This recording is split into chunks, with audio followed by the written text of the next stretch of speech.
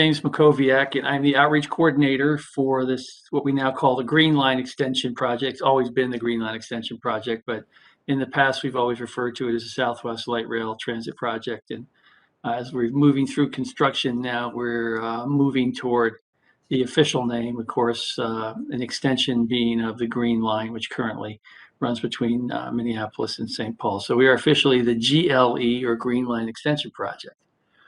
I just want to mention a couple of housekeeping issues as before we get going. This virtual town hall is meant to be very, informal. It's meant to be informative, and we're here to answer your questions. So the program will be very simple. We've got probably, 20-minute slideshow or so that I will go through, and it covers just sort of a high-level overview of recent announcements, and then 21 recap, 2022 overview, and then of construction, and then a little bit about some upcoming outreach events and what we're doing this summer in Minnetonka. So before I start, I'm just going to go around the horn here and just kind of introduce people who I see on the line here. Again, my name's James Makoviak. I've got some colleagues on the phone. I've got Nikongo, I've got David and Trevor and Michelle Nelson, who are from the project office. And then I've got a couple guests as well. I've got Councilman Brian Kirk. Hello, Councilman. Thank you for joining us. I've got Donald and Dustin and Julie Wishnak, who's the Community Development Director for the City of Minnetonka, and Nathan and Ray. So if I've missed anybody, I apologize. I imagine people will continue to join us. I'm hoping as we go. But before I begin the presentation, I'll just ask if there's any general questions to start the meeting. We're all basically self-muted. So if you have a question, just unmute yourself, and then you'll be heard by everyone, and then we'll respond to that question. It may be more than me responding. We've got my colleagues here from construction staff, other outreach staff as well, communication staff, who might have something they want to add as well. And then finally, I just want to let you know that this meeting is recorded and will be posted, I believe, on our webpage at some point, probably later this week. All right, before I go on, does anybody have any preliminary comments or questions? All right, if not, I will get right to the video. Just give me a moment to cue it up here. Share my screen.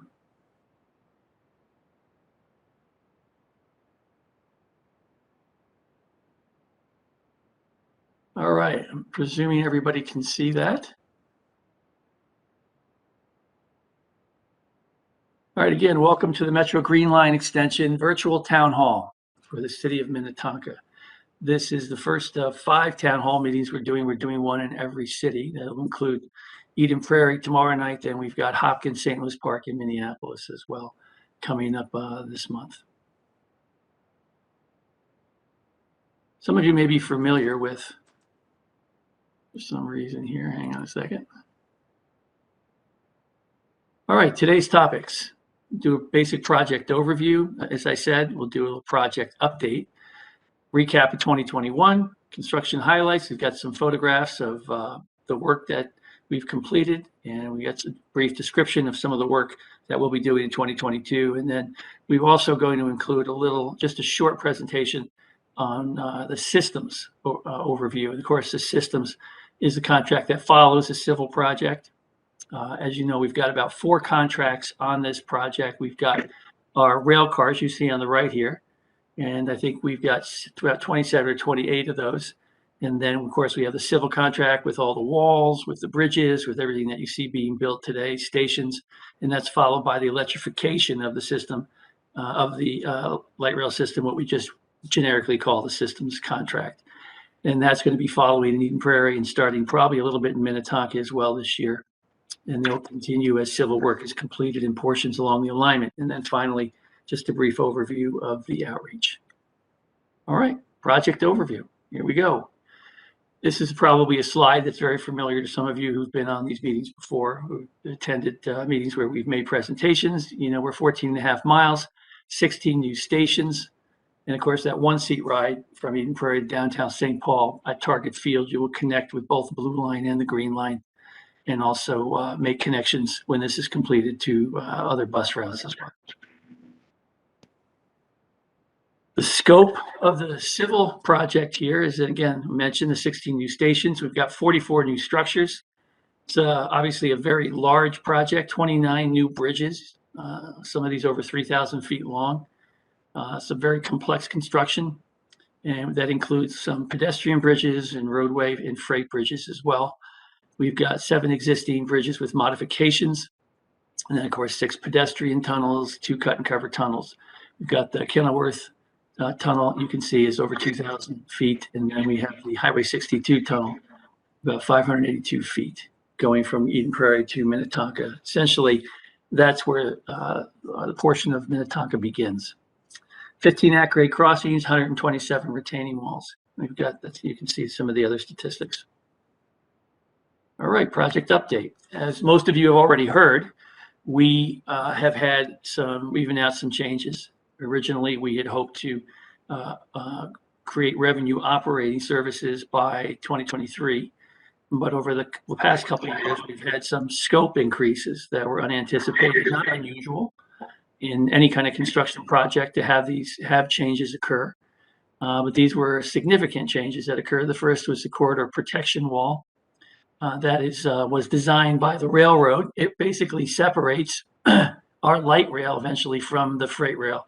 And while negotiating with the freight rail, they insisted that there be some kind of degree of safety separating our track and their track in the eventuality that track might separate, train might separate, might roll over or something like that. They wanted to ensure the safety of their trains and our trains. So that's about a mile-long wall. And at the time we began construction, we did not have a final design for that. And that came in, I believe, a little over a year ago. And then, of course, we priced that out, and that added a lot of time and, additional scope to the civil contract where the contractor had already bid on that. So we had to find a way to include that as well. And then, of course, we also have the Secant retaining wall, and that is in the Kenilworth. That's associated with what's that? Somebody say something? All right, that's the Secant Wall. You can see this. It's the Kenilworth tunnel. That's one of the steps here that we have added in the development of that tunnel, in the construction of that tunnel, and then finally Eden Prairie Town Center Station. You see on the bottom here, which was originally a part of the project and then was cut when we had to make some initial financial decisions, and we had to cut a certain amount off the project back in, I think, 2015. And so that station was removed. Eden Prairie insisted that they wanted to have that. They raised the money for that. And then we included it back in the project after we began. So all of these were added to the contract after we issued the contract, creating the increase in the scope. And of course, the scope has its own impacts. Just gone off the screen here. Hang on a second. Sorry, folks.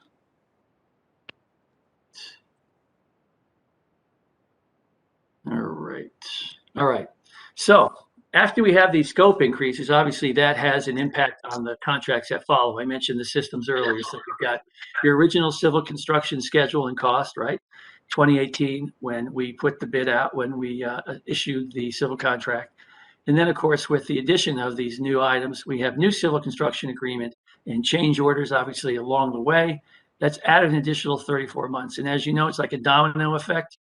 Once you change one portion of the contract, contracts that follow also are impacted as those contractors are waiting to do their work, and there are associated costs with over time of increase in the cost of their lead items. And so all of these are all consequences of shifts and change, which then lead to the revised civil construction schedule and revised costs that we announced a little bit later last year. So the revised project schedule and cost process, the current step, taken together, these issues impact right? As I mentioned, the other green line extensions like the systems, and that follows that is the testing systems that, and of course the ticket booths and the coordination of the stations, right? Those contracts that follow are all affected. Staffing, supplies, overall project schedule. So now that we have a revised civil schedule and cost, and then of course we have to add that to the revised system schedule and cost, and then revise to the supporting contracts, testing schedule, and then we get again the revised project opening day and cost that we announced. So again, revised civil construction schedule and cost adds additional 34 months. The revised system schedule and cost, we're in the process of actually negotiating that with the systems contractor, another joint venture, Aldridge Parsons. And then we have a revised the final contract, the revised supporting contracts and testing, and those all still have to be negotiated. Once those are all negotiated, we will have that revised project opening day and cost. So we've added at this point an estimated project cost of 2.65 billion, 2.75, and then of course we have revised costs will be known, the final cost, when all the agreements are finalized, and we're projecting the opening day now for 2027. I don't know why I'm having a little trouble advancing this thing, but hitting all the right buttons. There we go.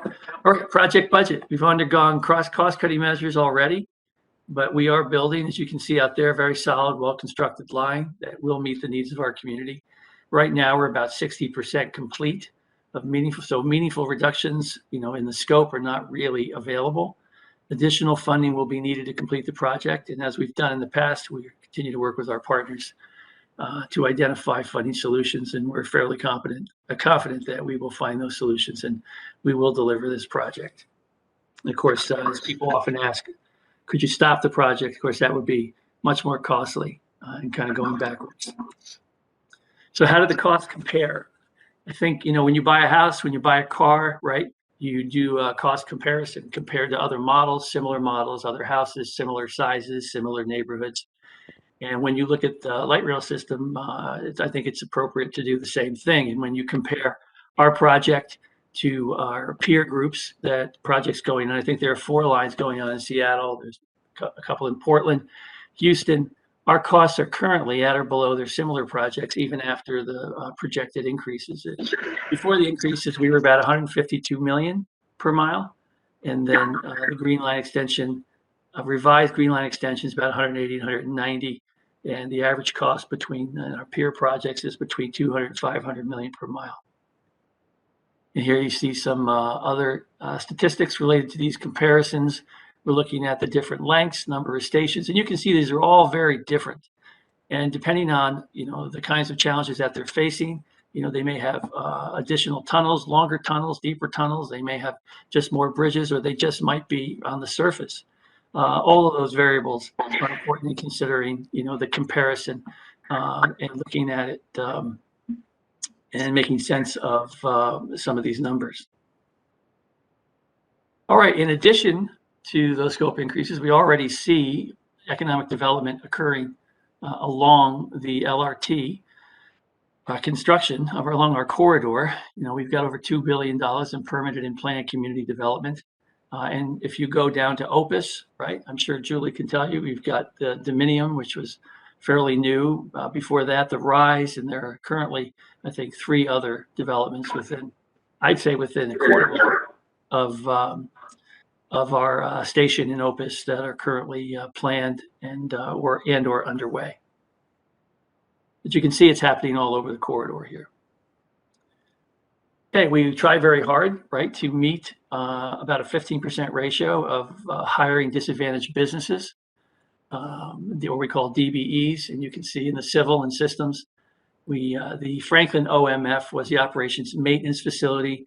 If you remember, back in 2015, we actually had an operational maintenance facility along this corridor. But as a result of cost-cutting measures, we removed it and we expanded the existing OMF and Franklin Street associated with the blue line there. So, but all of that work, we've been able to maintain a relatively high percentage, and we're continuing to try very hard to meet our goals. You can see the amount of money that's going out to DBEs as well. And then, of course, it goes beyond just DBEs. Obviously, you can see that you've got over $53 million in pay going to 65 of the 87 counties in Minnesota so far as of July 2021. So that money is dispersed throughout our general economy. More than 1.8 million hours worked. You could see, again, paychecks for Minnesotans worth more than 53 million from 75% of the counties. And then, of course, the disadvantaged business statistics. And supporting, in general, 7,500 construction and construction-related jobs and large payroll. All right, getting through this, before I go any further, does anybody have any questions about some of the material already presented? Right. If not, then we will go on to the 24 recap. I have a quick question. Sure. What do you got? So, like, if you're referring back to like that first picture that you had with like the red circles and everything, kind of like the like expensive like area locations. Let's see. Tell me when I'm there. Oh, jeez, I'm sorry. I think it was like your first slider or something, or maybe the first couple. Whoops, wrong way. Oh, spoiler alert. One of these? Yeah, pretty much one of those, but with like the red. Oh, I think you're thinking of this one. Yeah, I was wondering, with it opening up in 2027 now, and I think it was anticipated for like 2023. Yep. Do you think like those in-between areas, because I guess I would say I'm over in the Shady Oak, downtown Hopkins, Opus location area. Do you think like there's potential where you guys would just like not have it have a complete connection, and maybe you guys would try and like, you know, get neighborhoods and people in like those residential areas, like, you know, putting some sort of like monetary value, like in like a partial system connection or anything? Right. So if I hear you correctly, you're sort of, it's a very good question. I think you're asking, we've heard it and we hear it often. It's, you know, if essentially the long lead item here, right, would be the tunnel in Kenilworth, right? So as you can see already along the corridor, a lot of the civil infrastructure is already completed or it's going to be completed this year. And systems is going to continue to work in Eden Prairie, Minnetonka. So you go all the way to Hopkins, right? So you're asking, right, can we just run the train in between there? Is that what you're asking? Yeah, pretty much. Yep. We've looked at that, and unfortunately, it's just too complex given the logistics and trying to, well, after we run the testing, in order to run that operation, you know, properly as an extension of the Green Line. It just, from what I've understood, it's just not possible really to do that. But it's a very good idea. But when it comes down to actually operationally making that happen, it just is something that is not feasible with all the variables involved. But when we get to that fourth contract, right, there'll be quite a period of time where testing will begin. And one of the things that we are considering doing is, you know, before even those connections are made, was starting some of the testing to try to get a head start then. And so then you will be seeing, right, empty cars running between Eden Prairie, maybe as far as St. Louis Park, and we'll start, you know, trying to get ahead of that process of testing and coordination that needs to take place, so that at the time, you know, that portion, the rest of the alignment is online, then we'll be ahead of the game. We can shorten probably the overall length of the testing and hopefully speed up the revenue service operation. But in terms of splitting that up, that's not going to be feasible, unfortunately. But it's a great question. With it being like 60% done, would you say like a large portion of this is just mostly the funding then? Because I feel like you guys started doing the construction like a year and a half ago, or maybe it has a couple of years here now, but it just seems like funding with it being postponed this long. Yeah. Are you asking, you know, essentially where that extra time is going to be invested? Yeah, and I guess it might be in just that complex areas that are on this like map. Right. You're looking at the center, the Secant pile. Follow that arrow over. and that's where you're seeing some of the some of the methodological challenges, frankly, in building a half-mile long tunnel and in a very narrow corridor. And again, if you've ever kind of watched any engineering shows on television, I like those shows. The big engineering projects that go on all over the world. You often see engineers in the field needing to pivot when they begin, put a shovel in the ground and they begin encountering variables that didn't come up, during the design phase, or how conditions might shift or change.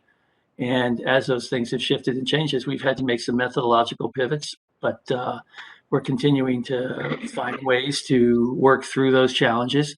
But it's taking a lot longer. It's added that portion, and finishing that work requires, I think that's most of that 34 months, if I'm correct.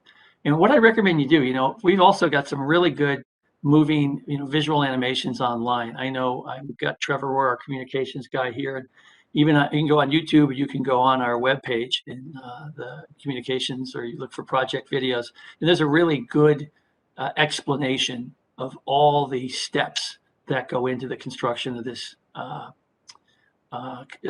tunnel and the completion of this tunnel. And it's very useful. It's not that difficult, but to follow, it's just a few minutes, I think 3 or 4 minutes, but it's a great summary. Thank you. Yep, that's understandable. I appreciate it. Sure. Thanks for your questions. All right, then. I have a question regarding the budget increase. I think you mentioned additional sources of funding or business partners. What are some examples of that? Well, in terms of our funding partners, I think our primary funding partner is probably Hennepin County.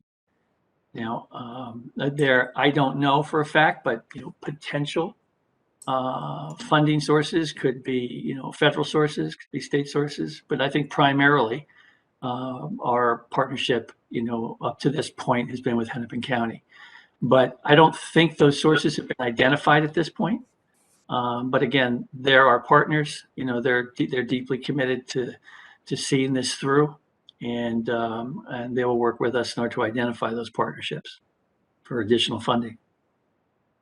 Okay. And then I had one other additional question on you had a slide as far as cost comparison between this project and similar projects. Yeah. Was any additional cost benefit analysis done within the scope of this project itself, meaning cost per, route option 1, route option 2? Yeah, that's an excellent question. People served on each option. Yeah. I don't think the way these projects run is, these things are heavy lift, right? This project's been in the works for over 20 years. I think the first reference, I've been with the project for 7 years. And I think when I came on board, the first reference I found was 1988, and at that point it was just a dream, right? And it was a Hennepin County document. And I think at that point they estimated it would be like $500,000. So we missed that boat. That would have been a deal. But, these things take a long time. So they start with the county, right? And then the county basically goes through the process of defining what we call the LPA, the locally preferred alternative. And this is a process. I know Julie could speak to this. I'm sure she was involved in Minnetonka, where we work with our city partners, wherever, in terms of where the alignment is going through. And we have, lengthy discussions about and input about where the best place for that alignment is.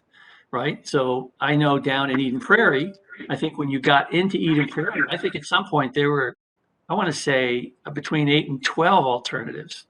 Right. So this process is sort of done long before, right, you begin the design phase. You sort of know where that locally preferred alternative is going to be. And there's a collaborative, process that goes on with our partners, with our city partners, with, I don't know if the FTA is involved at that point. And it's quite extensive and involved, and a decision is made, all things considered of where that is. So at this point, that decision's already been made. And at this point, changing the alternative is not on the table. James, this is David with, I guess, a comment, and it's intended to be as constructive as possible. But okay. I don't know where you live, but before I would put Hennepin County on the hook for more money, you may want to look at your property tax assessment, and you may want to, as an institution, you may want to think about pressure that the county is going to come under financially, because they've bitten off massive projects and plans and programs, and there may be significant pushback. So just, I mean, keep it in mind, please. Money's not, money's not immediately available. Yeah, I appreciate that very much. I live in Minnetonka, and I will just say that before I came out of this project, I did not work. I never worked in the public sector, and coming from a more conservative background, I think I had a lot of suspicions about the public sector and about how it does business. We all have a certain perception of the time it takes to do something in the public sector as a private sector. But having worked for 7 years, I can tell you I've got a great deal of appreciation for the integrity of the people in the cities, right? The staff in the cities, the people who work in the councils, the Met Council. From the inside, tremendous integrity, tremendous professionalism, people who are very aware of that and are very cognizant of that money, and appreciate that comment very much. I'll add that as well. And are trying their best, right, as the ones tasked with constructing this and building it, to be as amenable as we can, to the considerations that you're pointing out, right? These are, let's face it, right? We're living in some difficult economic times at the moment with inflation and other factors. We just come through 2 years of COVID. Sure. I mean, we appreciate that. And, we take your point of view very seriously. And that is something that we will continue to do. We don't make these changes lightly. We're just trying to do everything we can as economically as we can, as strange as that might sound, given the number, in order to complete this job that we were tasked to build. So thank you for that.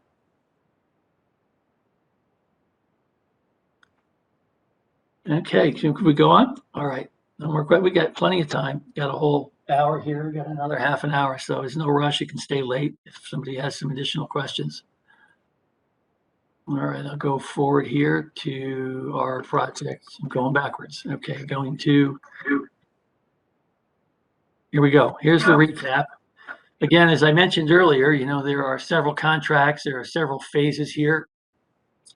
A good portion of what was done in the first year had nothing much to do necessarily with the LRT operation. There were all these utilities that I think we had over. You'll see a number after this. I think over 1,300 or so private public utilities that had to be resolved. Moving lines and so on and so forth throughout the corridor, and putting in new utilities. Right. I mean, oftentimes in conversations with the city, the city has plans too. And if we're in a certain area where, they had plans to make some improvements, well, we were able to work together to do those improvements while we were already there, rather than to have to, double up and come back and do it. So the utilities was a major enterprise. It took a long time. And then of course the site prep, and then what you see happening now, that's where we're at, that 60%. And I think about 62% completion now for structures, track, and stations. And, you can see all of that. And then of course, you'll start to see, especially down in Eden Prairie, this fourth element, the systems, the electrification, and all the elements going into that as well. And then, of course, finally, as I said, we've got that last contract. We've got that testing, safety comms, the operator training, right? So on and so forth. How does this thing keep doing this? Anybody have any suggestions here? When I stop it a long time, it just kind of stalls on me here. All right. All right, as you can see, again, 25 bridges are underway out of 29, 8 tunnels out of the 8, 114 retaining walls we've got underway here. Good percentage of those, if you drive through Opus, you'll see them there. In Minnetonka, we've got 95% again. There's the number on the private utilities, the number on the public utilities, the number of building demolitions. the number of LRV vehicles Siemens has created for us that have been delivered already. And then, of course, that expansion of that operation and maintenance facility existing in Franklin Street. I'm sorry, I don't know why I'm having what's going on with my computer here, but I will persevere. All right, here's a nice picture taken from the top of the Optum building. And you can see, follow my arrow here. Here is the south side, the very side of our Highway 62 tunnel that's underway. And it goes, of course, under 62. We did that in 2 parts. And we've put 62 back pretty much in its final condition. I think there's a little road work still left to be done, but nothing terribly inconveniencing. And then on the other side, you see the north part of the tunnel coming out of the tunnel. And then you can follow here through the corridor. Here's the station up here. And then we swing around and basically run north, we call Opus Hill, between Feltle Road and the Claremont Apartments to get to Smetana Drive. Oh, come on. The Congressman David, if you have any suggestions about why I am not able to advance this, I would certainly appreciate that. They wouldn't do that to us. Hang on a sec. Appreciate your patience.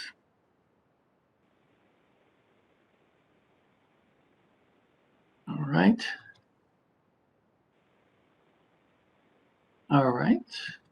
All right. And again, then in addition, we have 11 of the 16 stations underway. You can see one of our tours there on the bottom right. And the construction highlights, again, 60% done. Going the other way. All right. 62 shift. You know, as I just mentioned, when we were building the tunnel, we built it 1/2 at a time. So we had to, you know, reroute a portion of Highway 62, and then we put it all back together again. Here's some other nice photos of the northern part of the tunnel house as it enters Opus. And that's inside the tunnel house where the tracks are being laid. And Opus Station, the one station in Minnetonka, right alongside, if you know Opus in Minneapolis, Smart and East Bend Road. You can see some of the retaining walls here. To the left here, that's the Dominium, the new apartment building, just off of East Bend Road. And you can see it's like a castle-like moat down below there. It's a very large retaining wall that dovetails with a bridge that's painted there on the left-hand side that the city constructed last year. And then, of course, you see the scale of the retaining wall here along Opus Hill here, and that's Claremont on the left, if you know that area. And we're walking south there. And you can, then we've got Smetana Bridge, as you know, on the right-hand side, you can see we've completed the bridge at that point, and they're doing the tar seal and putting the road back together. That was opened later last year. But before it was, we had taken a tour down there, and people were able to walk down and see some of the construction, see some of the scale of some of the work we were completing. And then, of course, at the end of the Minnetonka corridor, we have the Minnetonka Hopkins Bridge. It's the longest bridge in the corridor, over 3,000 feet. You can see the scale of some of those beams. If anybody lives nearby there, you know, you'd be glad to know that all that noise from driving tile has been completed in that area. And we laid those heavy beams. We're finishing up the superstructure this year. So work will continue. And you can see in the distance here, that bridge just continues. It goes over the railroad tracks there near Shady Oak Road and all the way lands by K-Tail Drive. And there's just a photo looking from Greenfield Apartments. Smetana Drive would be on your left. And this is kind of looking west, southwest at those beams and the piles after it was completed. All right, 2022, looking forward. You can see we got a construction map here, and you can see some of the ongoing work and I'll go into some detail here in the next slide. In bridges and tunnels, we've got the track work, you know, that we're working on now, and the LRT tunnel. As I mentioned, the Minnetonka Hopkins Bridge, Feltle Road. There's a bridge we're completing there, and at the end of this season, we anticipate Feltle Road will be restored, so that connection, Feltle Road to Smetana Road for people who drive into the park from the north will be, or out in that area, will be complete. Traffic impacts, we have a few that are currently underway. As you know, we're working sort of right south of Minneapolis, Martin, if you know the area, red and yellow circle drives. We've got a little short-term closure to reconstruct Green Circle.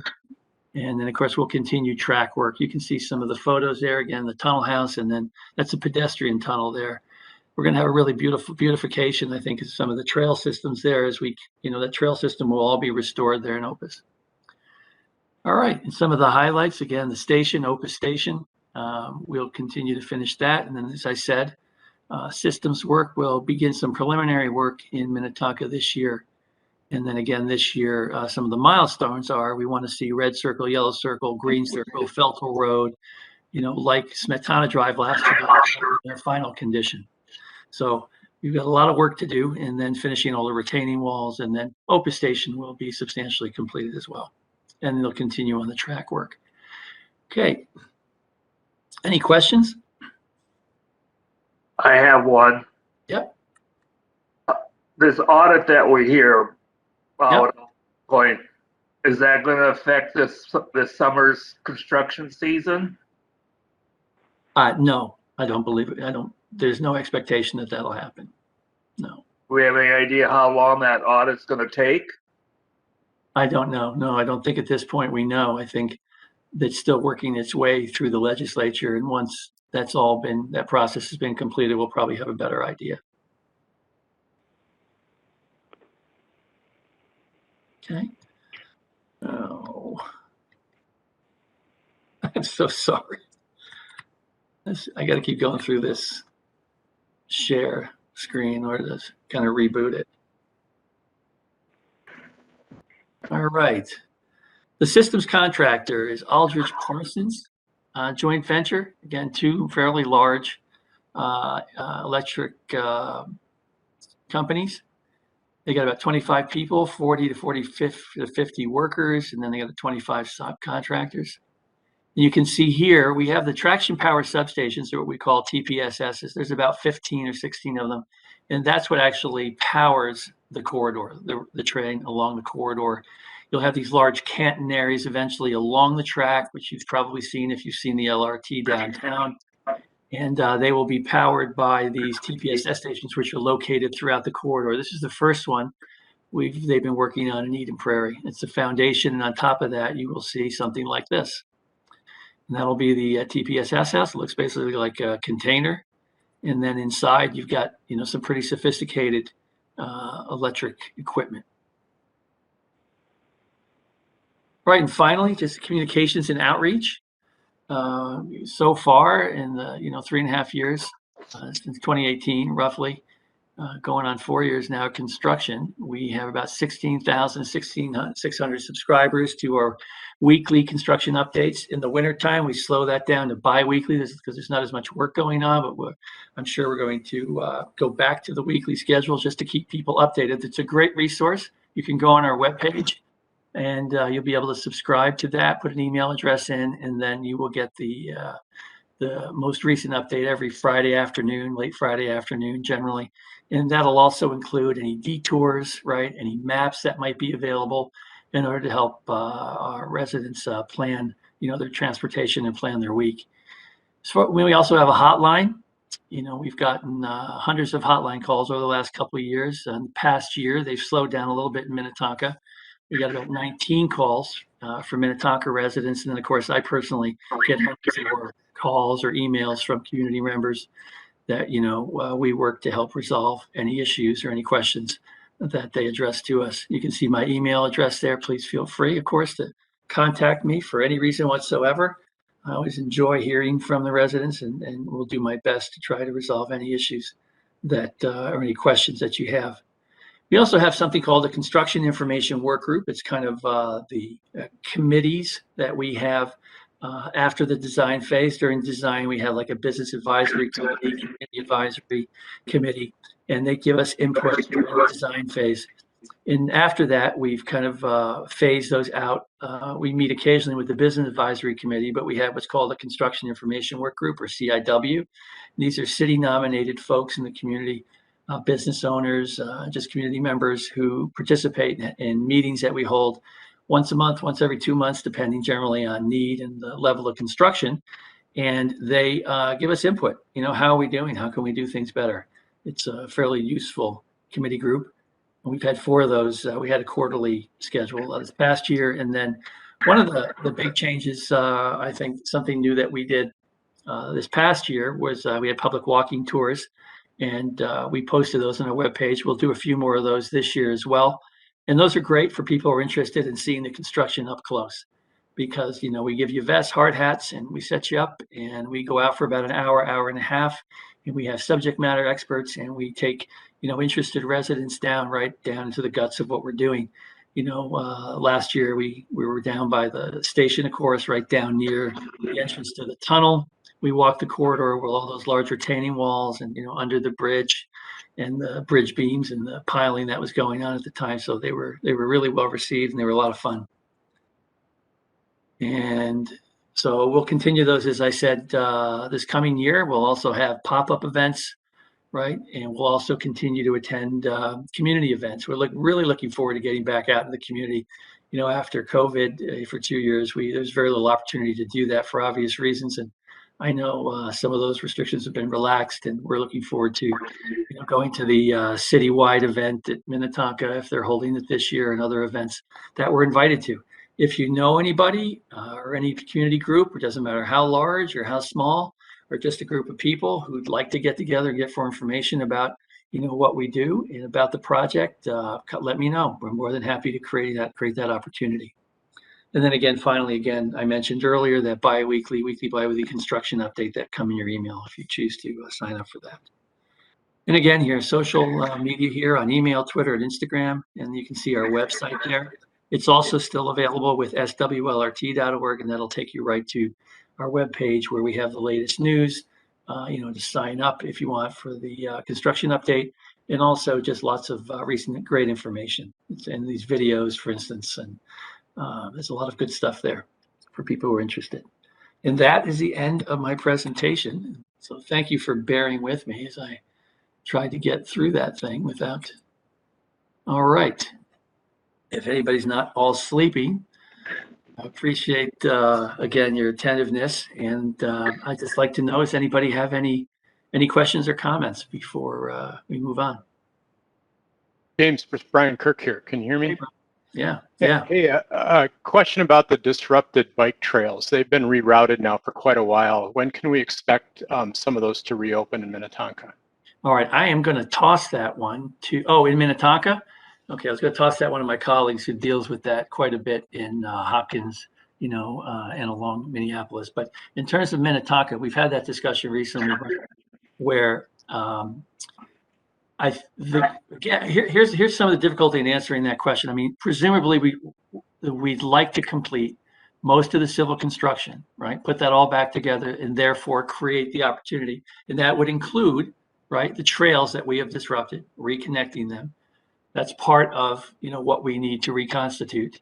And in theory, we were attempting to put that all back together by the end of this year. Now, one caveat is that due to these scope increases that, we talked about earlier, there's been a fairly lengthy and deep dive, into these contracts and into our schedule, and looking at the implications of these changes on the schedule. And then, of course, the negotiations that have gone on in some detail and some depth over the past year for the most,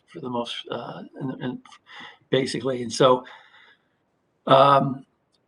they are putting the finishing touches on the new baseline schedule, Brian. So that has not been finalized yet. I know they're pretty close.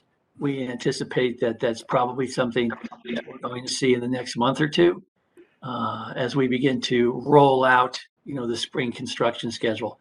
So I can't say definitively that was the goal before, right?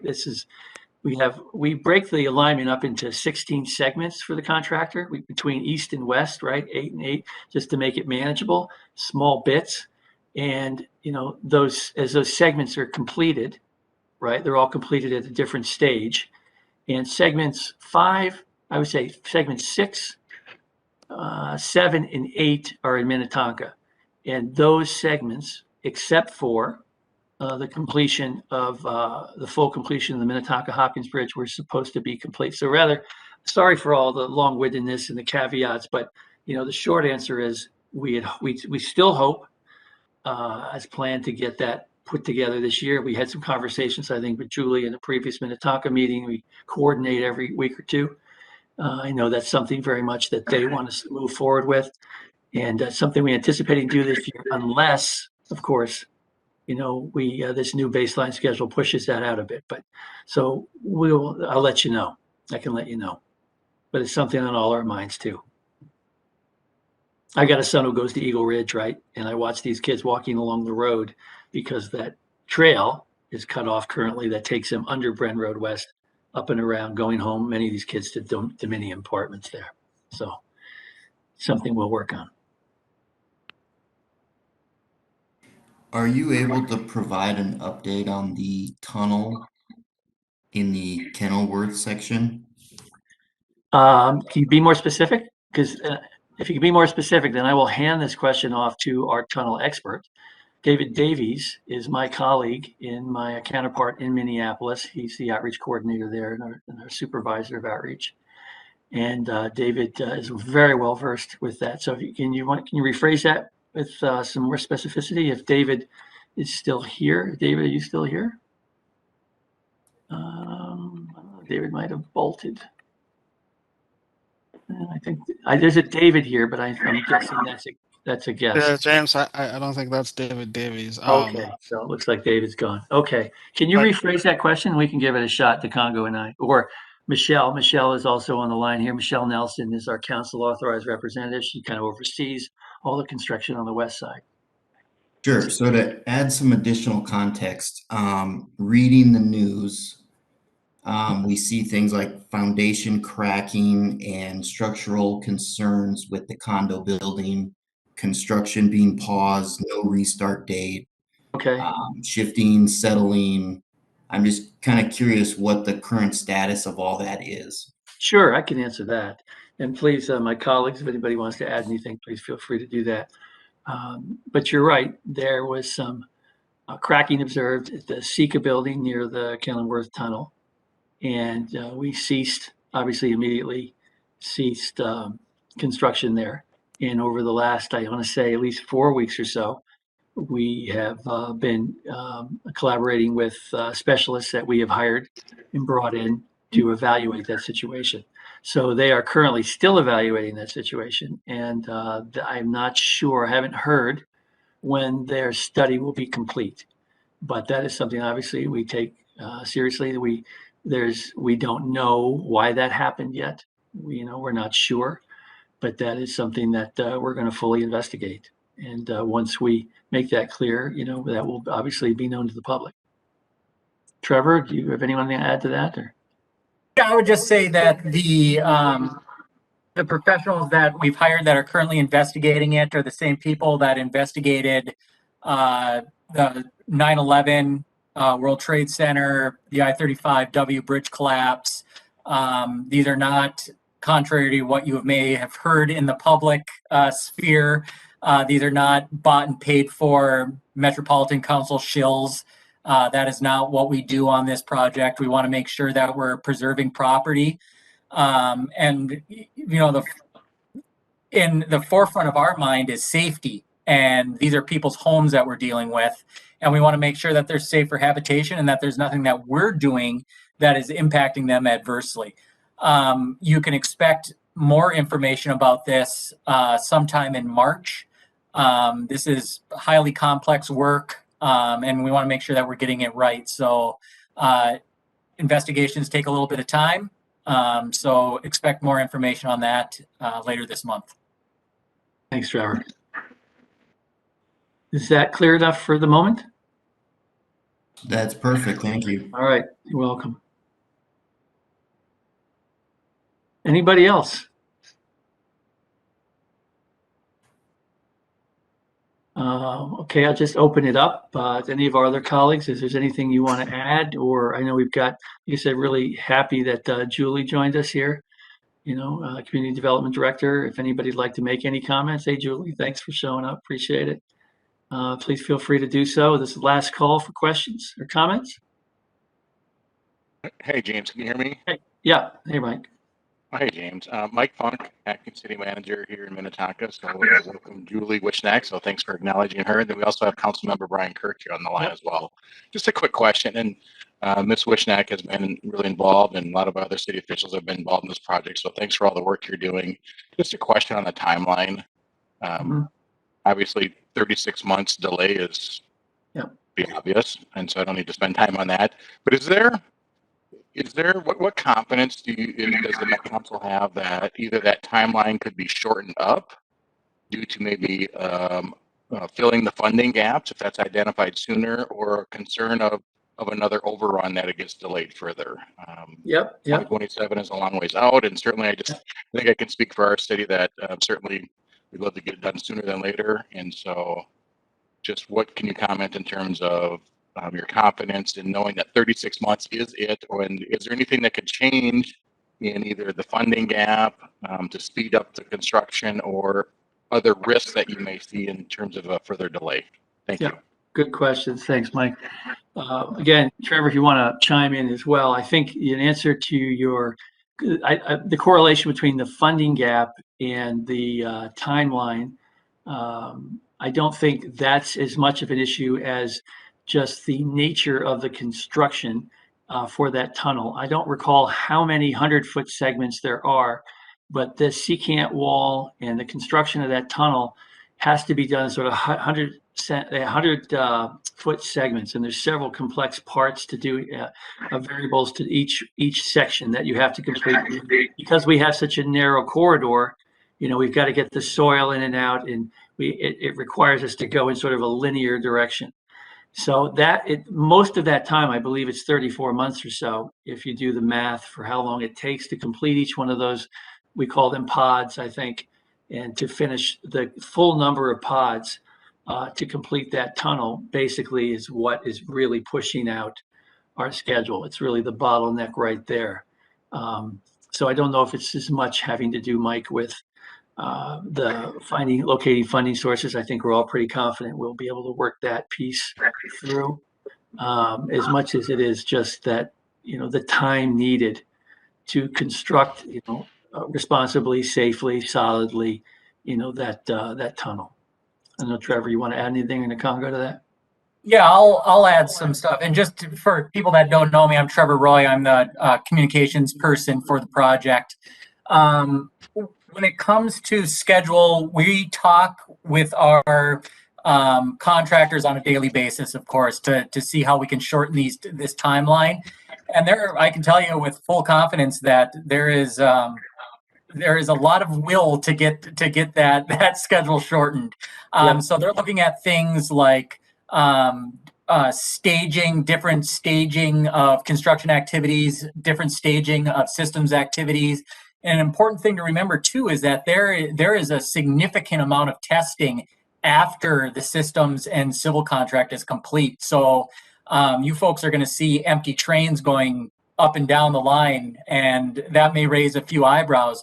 So we're looking at ways to expedite that process as well. So how much that schedule is going to be shortened is something that I'm not going to be able to say because I would be buying a lottery ticket. But this is it is on the forefront of everyone's minds. As the Met Council and as a project, and I know as a community, we were all disappointed that we're not riding the train right now. And we are definitely looking at ways to speed up that process towards opening day. Yeah, I would just want to second that. Mike, we're all extremely motivated, the contractor, everyone, to get it done as quickly as we can. We all realize sort of the high stakes here and wanting to move that forward and not to drag this out. So every effort is being made to do that. And as far as your question about, certainty about anything that could possibly push that out even further, again, like to Trevor's point, I don't think we certainly hope not. We're certainly taking every precaution at this point to do due diligence. And we've got, as he mentioned, we've got some significant subcontractors, just on something like the review of the Secant Towers, but we also have very professional and competent people, working for very large companies with a lot of experience in engineering firms who are all working together to try to minimize that possibility. I think. And if I could go back to the tunnel for a second too, I don't know how familiar people are with what kind of tunnel that we're constructing. It's fairly similar to the one that crosses Highway 62, just a lot bigger, but it's a supported excavation. So that means pretty much we dig a big trench, put up retaining walls or sheet piling to keep the dirt back, construct the tunnel in the middle of it, and bury it. The issue that we run into is that we had some soil issues close to the Secant complex, and we needed a more robust method of keeping that soil back, hence the Secant Wall. It's important to note that tunnel construction in other cells, specifically moving towards Cedar Lake Parkway, will be ongoing. We'll still be doing concrete work as that Secant Wall is constructed. Issue with Secant walls, they're expensive and they take a while. So that is something that is just from an engineering standpoint is a little out of our control. Hey, Trevor, approximately how many feet of concrete will be at the bottom of that tunnel? Well, it varies due to the water table. So it's, there's anywhere from, I think it's like 10 feet to 7 feet, a 7-foot slab. Right. That serves as the tunnel floor, we'll say. But it's because the tunnel is constructed underneath the water table, that concrete is poured, and it's a special type of concrete, and it displaces the water, which we then pump out. So it's a little bit more of an involved process than just laying a cement garage floor. Right. But we, like James said, we construct them in 100-foot cells, and we takes about 12 hours ish to get that floor done, and it has to be done in one sitting. So it's technical until you get out in the corridor. I always say this: people just do not have the frame of reference to just see what kind of a massive undertaking this is. It's very impressive. Just to put some friendly bar trivia out there for you, the amount of concrete that's used on this product or on this project, you could fill US Bank Stadium up to the goalposts. So it's serious. Yeah. One question on that. For those of us who are unfamiliar, could you maybe just briefly in broad terms describe the difference between a secant wall and like a basic retaining wall? Sure. So, I misspoke when I said retaining wall. It's a sheet pile. It's a big sheet of steel that's driven to a certain depth, and it keeps the dirt from backfilling back into the trench that you've dug. So it keeps workers safe. It keeps the product safe. It creates a safe work environment. Secant walls are a little bit more robust. Like I said, they're used very often. Secant walls are used all the time. But what it consists of is, imagine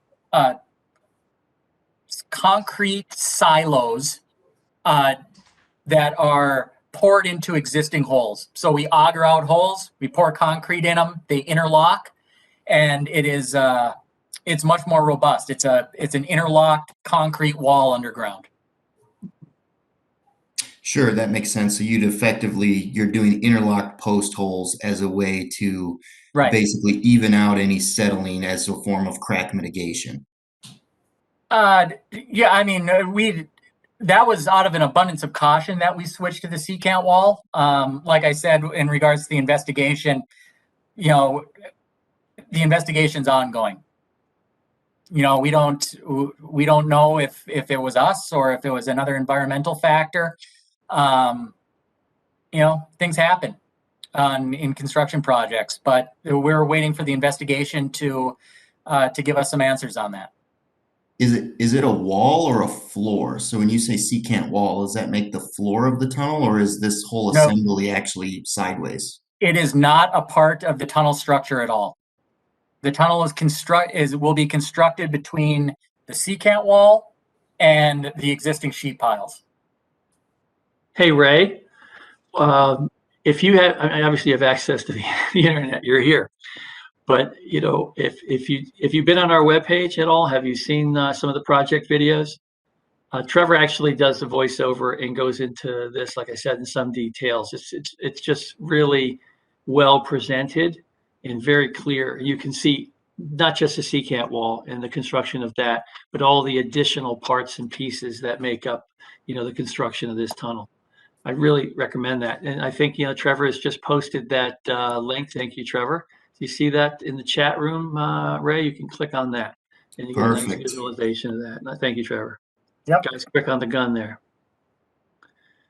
All right. So I have a quick question here. Sure. This is Nathan.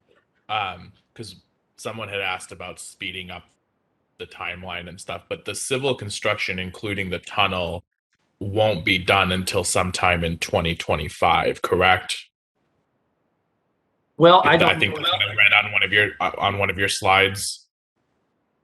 I don't know if it's at 2025 the civil construction. I know we've got here's the way I'll describe it. Nathan, it's Nathan. Is it Nathan? I've got all these names in front of me. Is that right? Yeah, it's Nathan. All right, thank you, Nathan. It's Nathan. Yep. Yeah. Basically, as I said, we broke the project down into these 16 segments, and a lot of work was done in Eden Prairie, Minnetonka. When we have schedules for each of those segments, right, to finish that civil work. And as they've been reevaluating the total schedule from tip to tail in the alignment, right, again, trying to move up the schedule, trying to do as much work as possible. We're already at 60%, so we're through quite a bit of it. As certain segments are completed, like Eden Prairie, like Opus in theory is supposed to be completed by the civil work by the end of this year, that will, and elsewhere, Hopkins, St. Louis Park, so on and so forth, that will enable the systems contractor to really get going.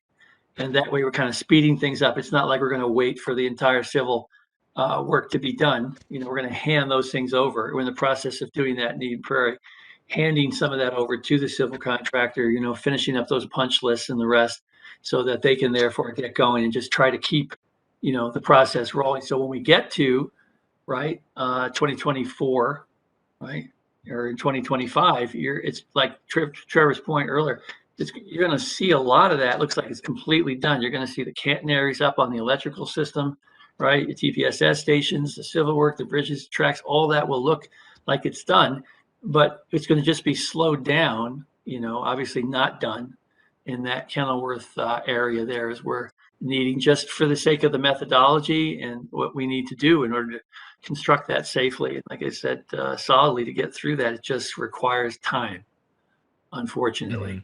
But a lot of it around it, maybe even on the other end, but certainly on the west side, will look like it's completely done. And like I said, we'll just try to keep advancing that schedule as much as possible. Every opportunity we get, right, by doing some testing, whatever we can do, we're going to try to push that out. So okay, thank you. I can't say in 2025, all the civil will be completed. I mean, again, as I indicated earlier, we are putting the finishing touches on sort of that new baseline schedule, right? And the long lead items, the critical path, and what we need to get done first. See, there's also a sequence and an order, right? Certain things take longer. We need to address those first. They take, they're ongoing as opposed to some of the other civil work. So it's a complex, and remember, it's 14.5 miles, right? St. Croix Bridge was a mile, complex in its own right. And the stadium is a footprint, right? And this is 14.5 miles of 44 new structures. So it's complex planning. But so it'll go be, it sounds, the tunnel construction is obviously probably going to, civil construction may go beyond 2025. I don't know. We're going to move as quickly as we can. But a lot of the rest of it should be done by then. Got it. Makes sense. Thank you so much. All right. Yeah. Thanks, Nathan. All right. It is 6:33. Does anybody else have any other questions or comments? Sorry, it's gone dark in here and I haven't turned my lights on, so I don't know. It must be like an alien sitting here. No. All right, everybody. Then again, just thanks again. Like I said, thanks for Julie, Councilman Kirk attending this. Thanks for all the residents of Minnetonka making the time. We really appreciate it. It's nice to see your faces and hear your questions. And if you have any follow-up now or anytime, please feel free to reach out to me. I'd love to meet you, love to talk to you, and provide any information I can. I wish you all a very good night. Thanks again.